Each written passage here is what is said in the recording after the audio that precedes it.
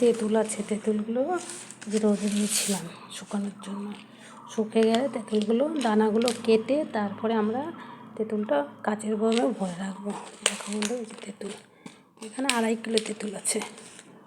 দেখো এই যে সব শুকতে দিয়েছিলাম, শুকিয়ে গেছে প্রায়। উল্টিয়ে দিচ্ছি একটু।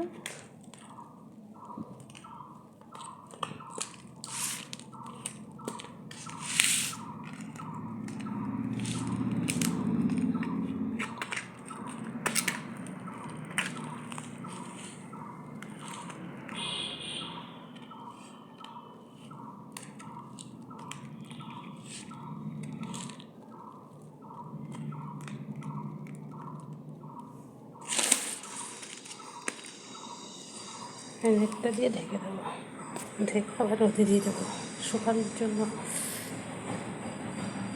কাছে পাশে সামনে একটা ছাদ আছে ছোট, সেই ছাদে দিয়ে দেবো।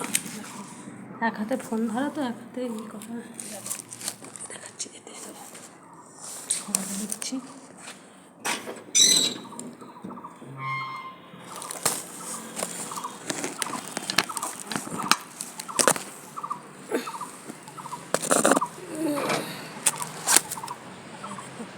মশারি নেট দিয়ে রোদে দিয়ে দিলাম তেঁতুল।